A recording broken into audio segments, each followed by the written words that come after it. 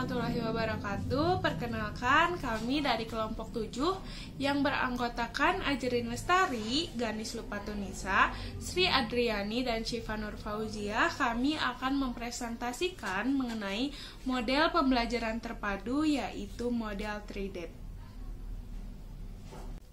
Yang akan kami bahas pada presentasi kali ini adalah yaitu pengertian dari model TRIDET itu sendiri, lalu ada fungsi, lalu ada kelebihan dan kekurangan, lalu selanjutnya juga ada karakteristik dari model TRIDET itu sendiri, selanjutnya yaitu ada contoh penerapannya, contoh penerapan materi model TRIDET ini pada kelas 4 SD.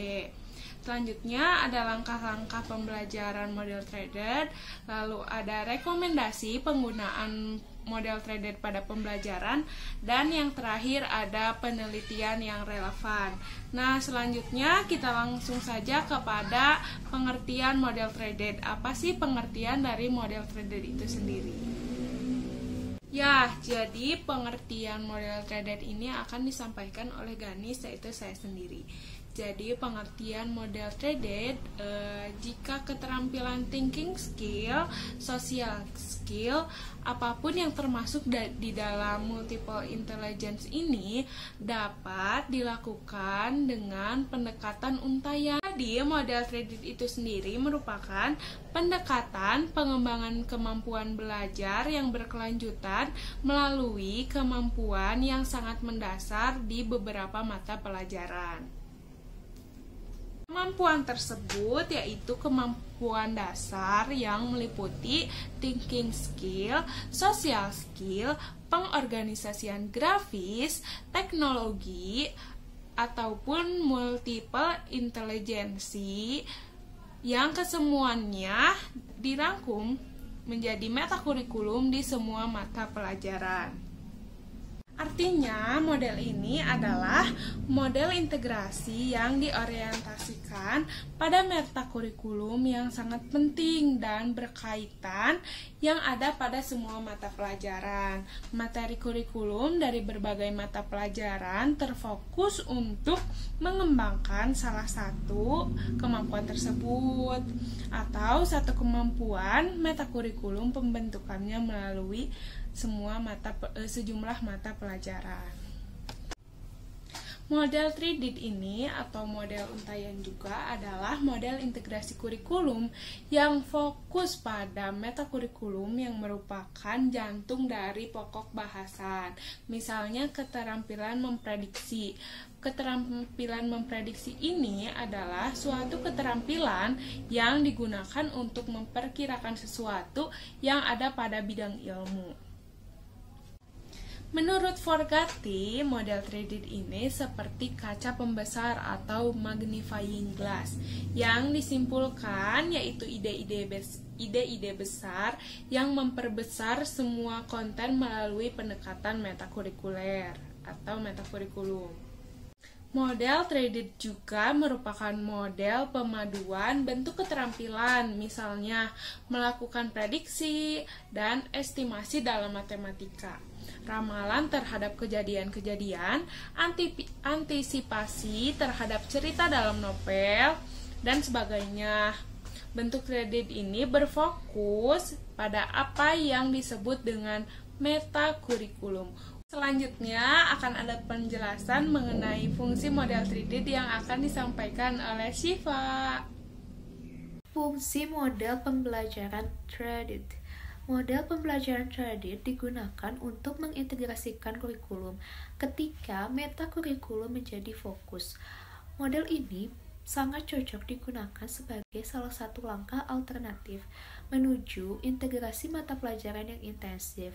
Model TRIDET merupakan model yang aktif untuk mendorong guru menjaga isi pembelajaran tetap utuh dan memasukkan keterampilan berpikir, bekerja sama, dan kecerdasan multiple dalam isi pembelajarannya.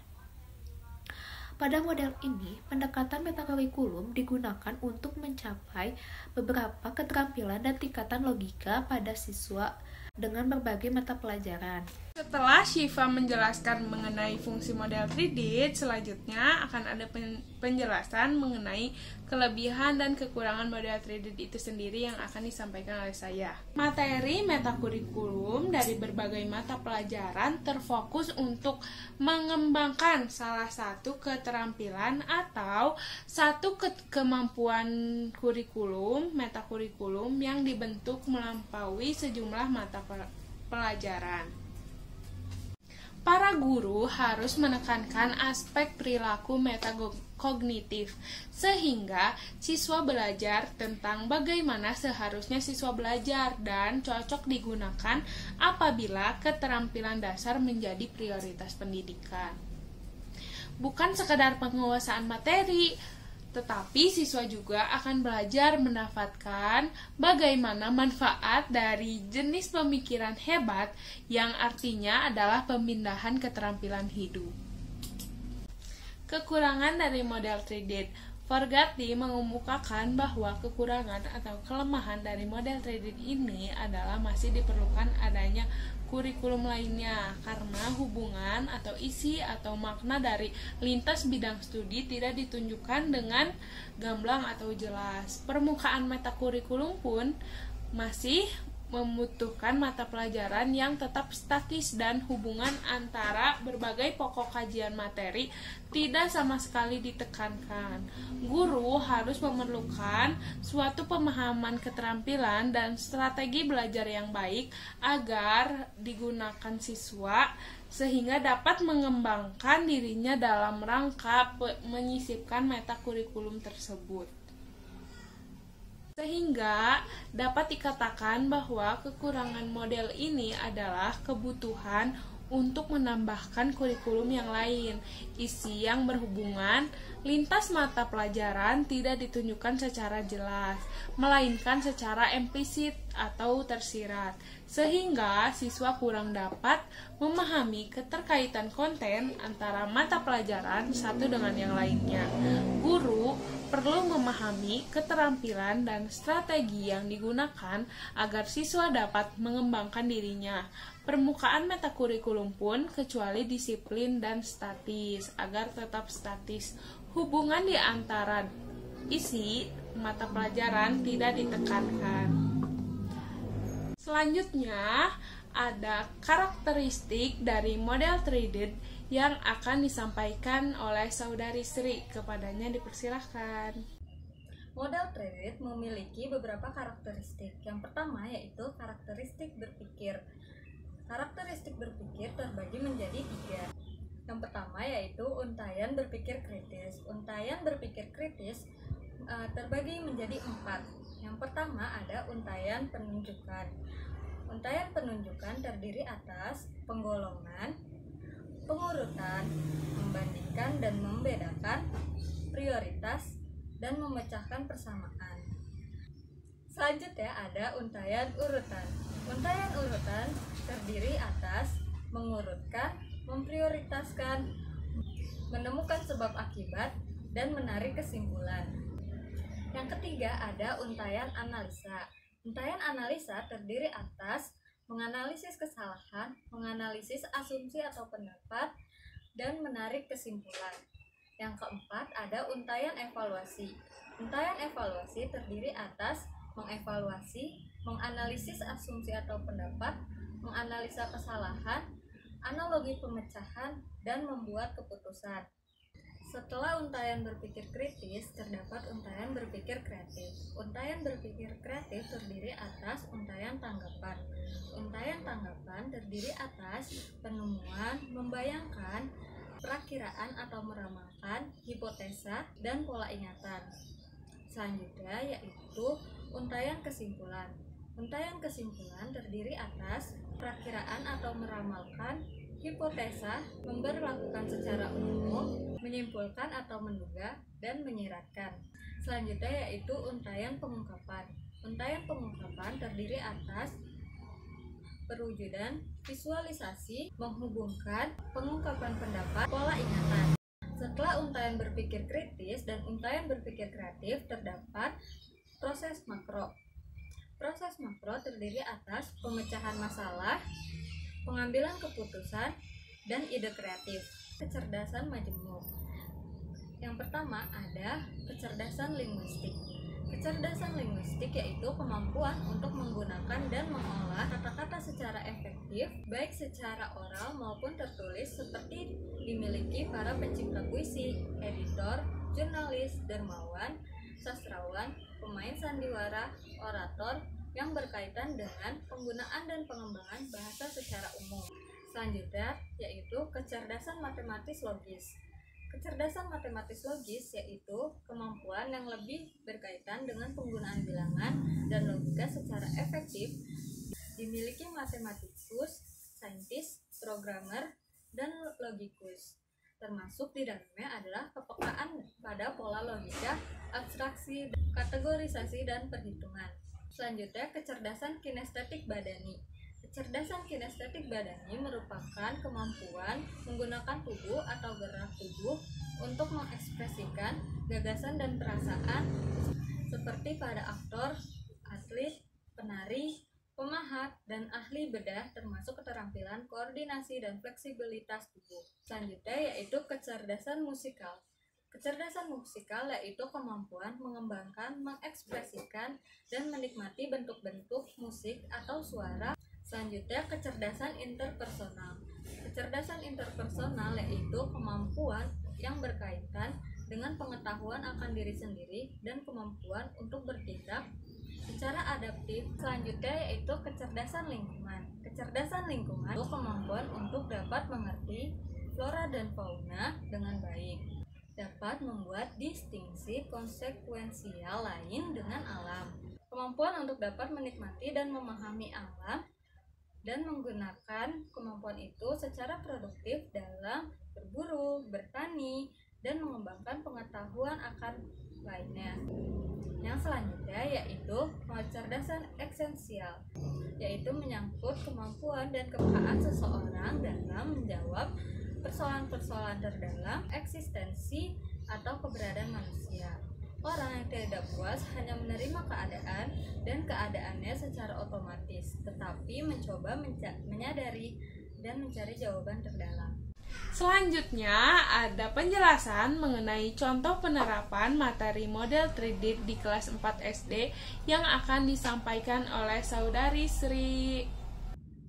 Contoh penerapan model 3D yaitu terdapat pada kelas 4 SD, yaitu pada mata pelajaran IPA mendeskripsikan hubungan antara sumber daya alam dengan lingkungan, teknologi, dan masyarakat.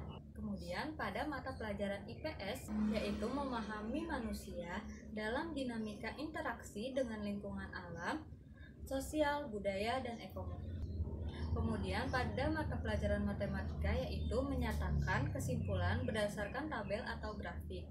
Dan pada mata pelajaran bahasa Indonesia yaitu menggali informasi dari teks wawancara tentang jenis-jenis pekerjaan serta kegiatan ekonomi dan kooperasi dengan bantuan guru dan teman dalam bahasa Indonesia lisan dan tulisan dengan memilih dan menggunakan kosakata baku.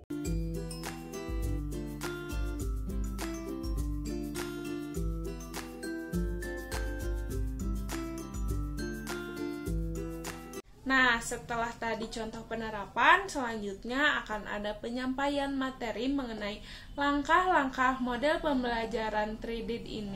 Terima kasih kepada moderator. Selanjutnya dengan saya Ajrin Lestari dari kelompok 7, kita akan membahas tentang langkah-langkah pembelajaran terpadu model 3D. Nah, apa saja sih hal-hal yang perlu kita lakukan dalam menyusun langkah-langkah pembelajaran terpadu model 3D ini? Ya, langkah-langkahnya itu ada 4.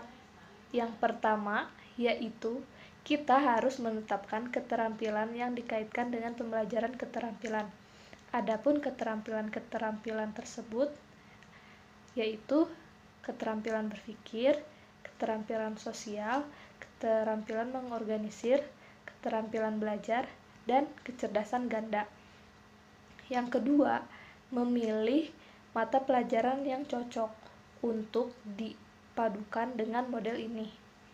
Yang ketiga, yaitu mencocokkan kompetensi inti dan kompetensi dasar untuk yang akan kita kaitkan.